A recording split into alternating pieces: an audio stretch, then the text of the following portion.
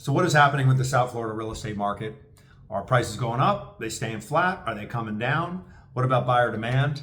Are more properties coming on the market? What about interest rates, right? These are all questions that consumers are asking our agents and me as a broker now for the last 14 years owning this business, 25 years here in the real estate industry. Today, I'm going to break down the numbers for you for the most recent market data for Miami-Dade, Broward, and Palm Beach County here in South Florida. My name is Adam Stein. I am the broker and owner of Century 21 here in Boca Raton, Florida. And we're going to talk about the August data, again, specifically for those three counties. So we're going to talk about value. We're going to look at the single family home price point value, both the median and the average. We're going to talk about inventory that's come on the market and really the rise of inventory that's come on the market. There's now a lot more choices for buyers. And we're going to talk about demand, which has been quieter through the summer months. But let's start with value. Okay, so we look at the median. The median simply means that as many homes sold below the middle price point as sold above the middle price point, right? The median basically means the middle of the data set, okay? In August of 24, and that is the most recent data we have. The data comes out about 3 weeks or so past the end of the month. So I'm recording this as of September 23rd of 2024. The median was $621,000. Now that is a 4.7% decline, going down, in the high median single family price point in June, which was $652,000. So 4.7% decline in 2 months. That's on the median.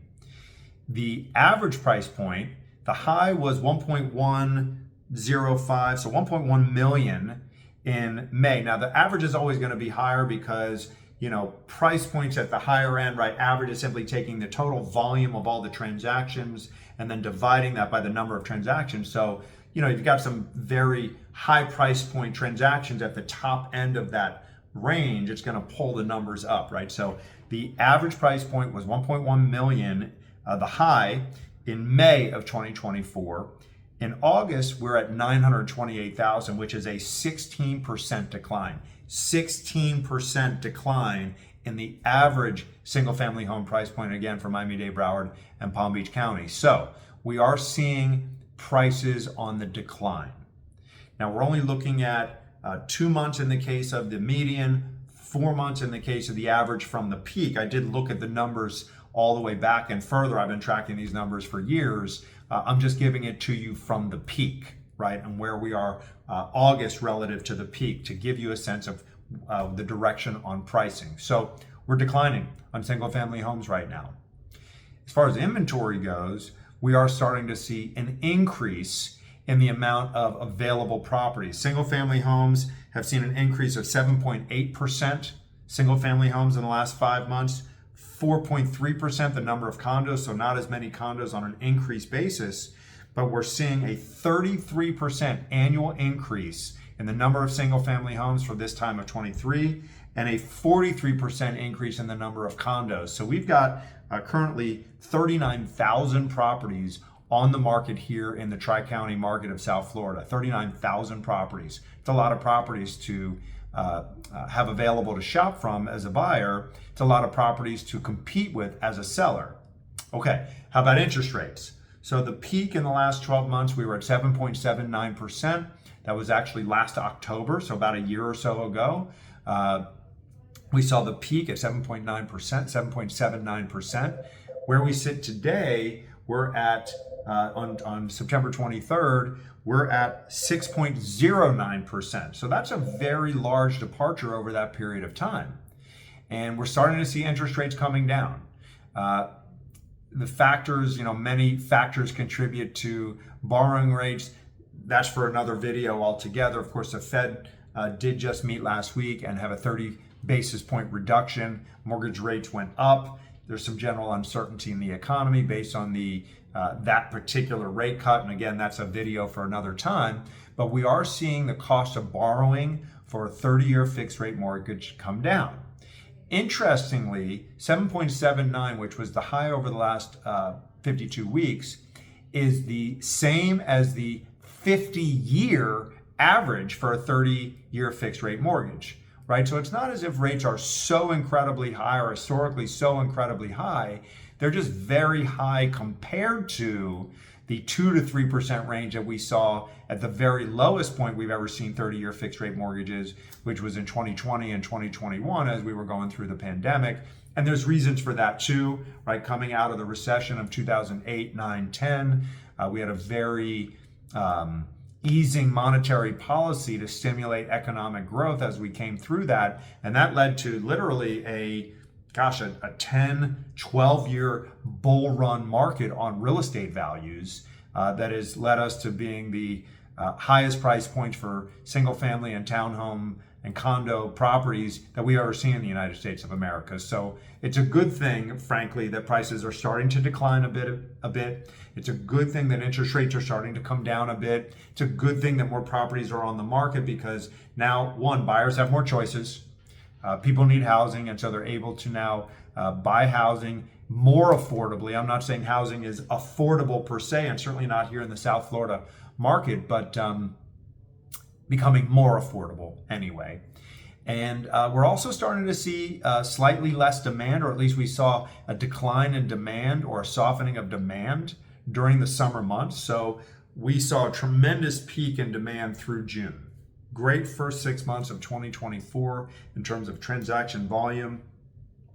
And then we saw a pretty steep decline in demand starting in July that's continued through August and somewhat into September here.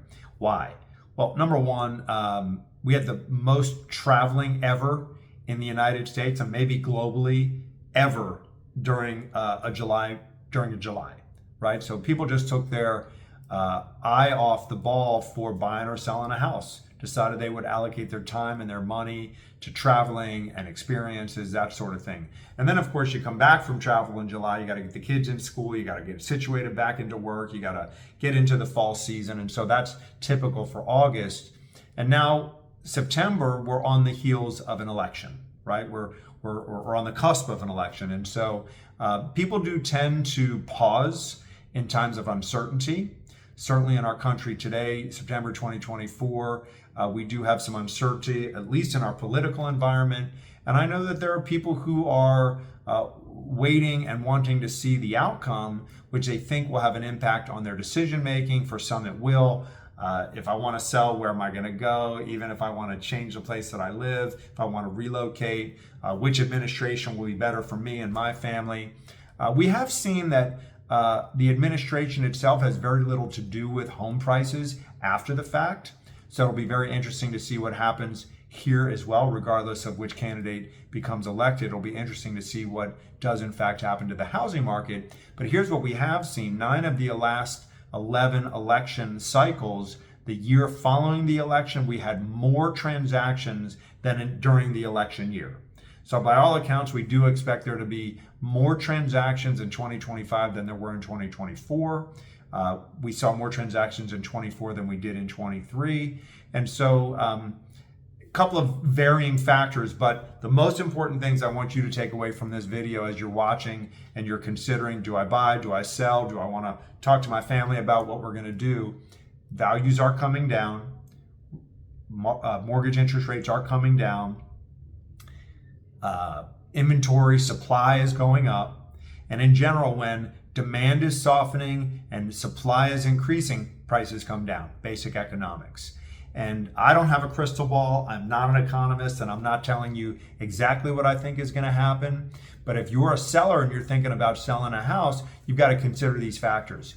You're going to have to be committed and be willing to meet the market, knowing that the market is declining. We're not holding out for that peak price anymore because those days may have passed us by. Who knows what will happen as we progress through the end of the year and the start of next year. But if you're having a life event that is requiring you to sell your home, you just need to be aware of and present to the factors that are affecting the market. If you're a buyer, you got more properties available than you did certainly a year ago. Interest rates are coming down, certainly lower than they were a year ago. And so now you've got more buying power. Values are still higher, although they're coming down, which means that you may be able to make a better deal to meet yours and your family's housing needs. Okay, as always, I would strongly encourage that you work with a qualified real estate professional to help guide you through this conversation, give you the proper information, education, so that you are empowered to make great decisions as a consumer. If you want to reach out to me, you can. Adam Stein, you can find me, Century 21 in Boca Raton. I'm easy to find online. We'll leave my contact information in the notes here of the video. If you want to share a comment or just give me your thoughts, I'll be happy to engage that in the comments for the video. Okay, thanks so much. This was our September market update for the August data here in South Florida. Thanks for watching.